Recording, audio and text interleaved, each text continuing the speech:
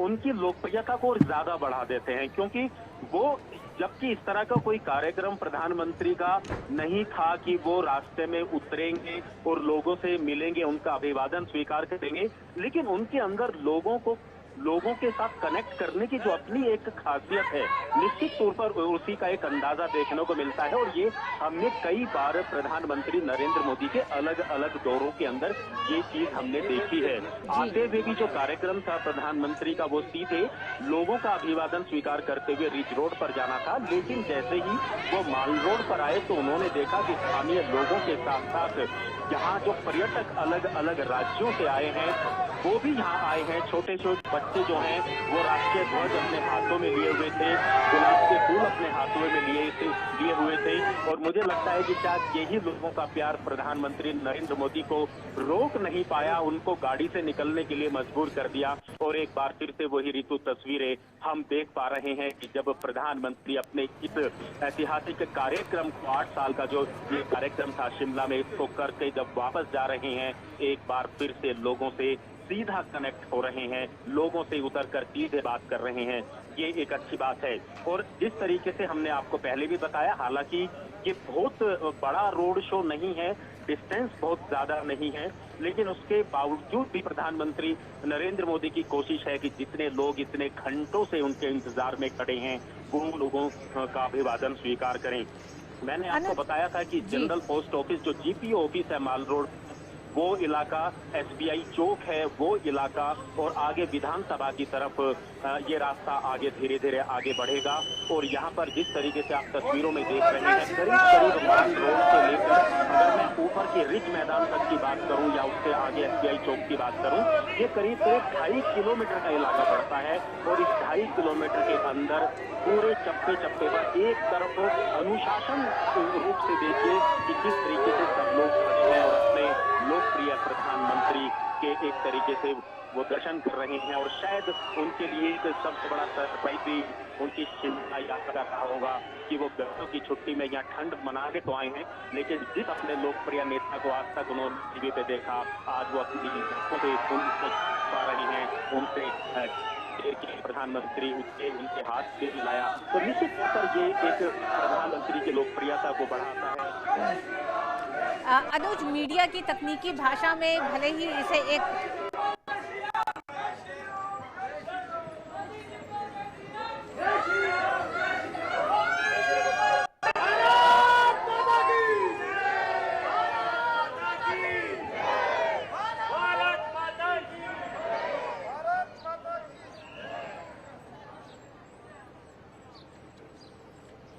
अनुज, media की तकनीकी भाषा में इसे रोड शो जरूर कहा जाता है, लेकिन ये मौका प्रधानमंत्री नरेंद्र मोदी, जैसा कि आपने बताया कि ये कोई बहुत लंबा रोड शो नहीं है और ये कम डिस्टेंस का ही एक तरह से ये सफर प्रधानमंत्री का सड़क मार्ग से है, जहां वो स्थानीय लोगों से मिल रहे हैं,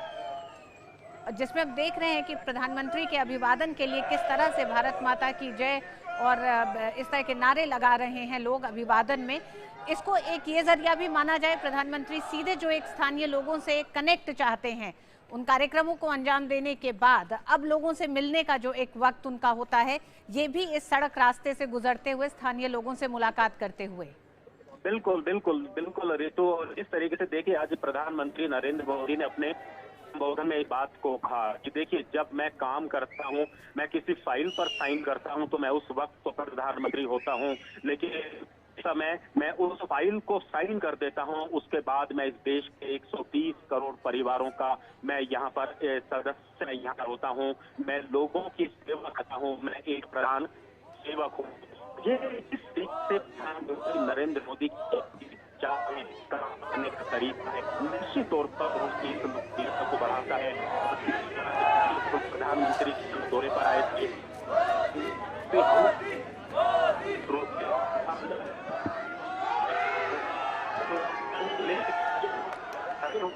जी अनुज, आप हमारे साथ बने रहे। हमारे साथ विशाल भी जुड़ गए हैं शिमला से। विशाल,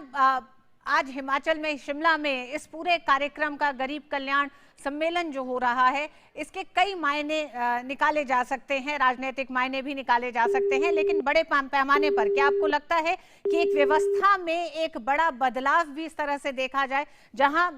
देश का शीर्ष नेतृत्व तमाम उन योजनाओं के लाभार्थियों से बातचीत, संवाद ही नहीं कर रहे, बल्कि क्या मुश्किलें हैं इस पर भी वो जानना चाहते हैं सीधे उनके जरिए?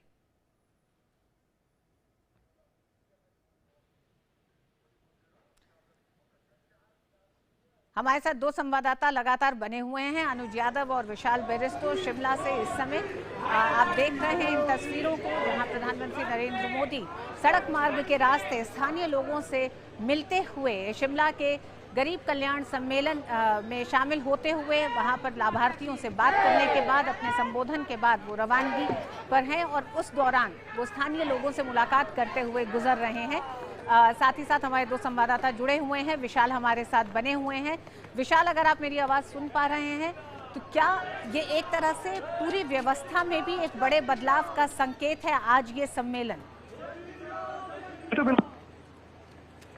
प्रधानमंत्री की स्पीच का आखिरी हिस्सा अगर आपने ध्यान से सुना होगा और हमारे दर्शकों ने सुना होगा, तो प्रधानमंत्री ने कहा कि मैं पूरे देशवासियों को से कह रहा हूं, का आह्वान कर रहा हूं कि हमारी सरकार ने पिछले 8 सालों में एक खाका तैयार किया, एक बेस तैयार किया नव भारत के निर्माण का, न्यू इंडिया के निर्माण का, और 2047 में भारत किस पोजीशन पे पहुंचेगा उसके लिए अब 25 साल आपके पास है। और आप सब बहुत खुशकिस्मत है, भाग्यशाली है कि आपके पास ये दायित्व है, ये मौका है कि आप उसमें अपना योगदान दें और उसके लिए किस तरह से आप काम कर सकते हैं वो सहूलियत मेरी सरकार ने दी है। आप कंपेयर कर सकते हैं 2014 से पहले का भारत और 2014 के बाद का। आज पूरी दुनिया में भारत की जो इमेज है वो अथक प्रयासों से, न सिर्फ मेरी सरकार की वजह से बल्कि आपके विश्वास और आपके सपोर्ट की वजह से आज भारत उस नतीजे पे पहुंचा है, उस पोजीशन पे पहुंचा है। आज भारत सबसे तेज गति से बढ़ती हुई अर्थव्यवस्था है। स्टार्टअप्स में हम लोग तीसरे पोजीशन पे हैं। हमने ना सिर्फ वैक्सीन अपने देशवासियों को दी, हिमाचल उसमें नंबर 1 आया, लेकिन हमने अपना दायित्व निभाते हुए हमने दूसरे देशों को भी मदद की। आज भारत अगर हाथ फैलाता है, if India extends it's hand, it is not in need but to support others, हम दूसरों की मदद के लिए हाथ फैलाते हैं। हम आज भारत उस पोजीशन पे है कि हम दुनिया की आंखों में आंखें डालकर बात कर सकते हैं। जी विशाल, हम अपने दर्शकों को बता दें, प्रधानमंत्री इस समय शिमला के आयकर विभाग के कार्यालय के बाहर से इस समय गुजर रहे हैं और आप देख सकते हैं कि सड़क के एक तरफ स्थानीय लोग उनके स्वागत के लिए, उनसे बात करने के लिए, उनका अभिनंदन करने के लिए वहां पर मौजूद हैं। जी विशाल। हाँ रितु, जैसे कि आप बता रहे थे, ये वही लोग हैं जो सुबह से जमा हुए हैं। हमारे साथी ने बताया, अनुज यादव ने, कि पर्यटक भी इसमें शामिल हैं, हिमाचल के अलग अलग हिस्सों से आए लोग हैं और ये बड़े ही अनुशासित तरीके से प्रधानमंत्री के दर्शन करने के लिए, उनको करीब से देखने के लिए यहाँ पर जुटे हुए हैं। जो लोग रिज के मैदान पे जनसभा में उपस्थित थे, उन्होंने प्रधानमंत्री को सुना और बाकी लोग जो उनके स्वागत के लिए खड़े थे, सुबह से खड़े हैं रितु, 7 बजे से हमारी टीमें यहाँ पर पहुँच गई थी और उससे भी पहले लोगों का यहाँ पर आगमन शुरू हो गया था। ये बताता है प्रधानमंत्री की लोकप्रियता अपने चरम पर है और ये विश्वास उन्होंने हासिल किया, सबका साथ और सबका विकास जो उन्होंने प्रण लिया है कि मैं देश के गरीबों के उत्थान के लिए मेरी सरकार काम कर रही है और मैं चाहता हूँ कि आप सब मिलकर देश के विकास के लिए।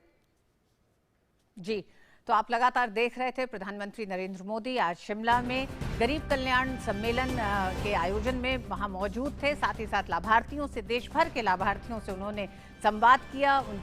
उनकी तमाम उन दिक्कतों को भी जानने की कोशिश की और साथ ही साथ किस तरह से योजना का लाभ उनके जीवन को बदल रहा है, इस पर उन्होंने विस्तार से बात की देश के तमाम हिस्सों से। इस समय एक रोड शो करके अब वो रवानगी की तरफ हैं। तमाम खबरों पर विस्तार से हम बात करेंगे और इसी खबर पर हम आगे भी रहेंगे। दरअसल आज प्रधानमंत्री नरेंद्र मोदी ने शिमला में प्रधानमंत्री किसान सम्मान निधि पीएम किसान योजना के तहत वित्तीय लाभ की 11वीं किस्त जारी की। इससे 10 करोड़ से अधिक लाभार्थी किसान परिवारों के खाते में सीधे रकम पहुंची है और ये राशि है 21,000 करोड़ रुपए। शिमला में आयोजित गरीब कल्याण सम्मेलन कार्यक्रम के दौरान किसानों के खाते में पीएम किसान सम्मान निधि की ये राशि अंतरित की है। इस मौके पर जनसभा में प्रधानमंत्री ने कहा कि योजनाओं के पैसे जब से सीधे लाभार्थियों के खाते में पहुंच रहे हैं, भ्रष्टाचार पर लगाम लगी है। पीएम ने यहां उन्नत तकनीक का जिक्र किया और कहा कि टेक्नोलॉजी के इस्तेमाल से देश की तस्वीर बदल रही है।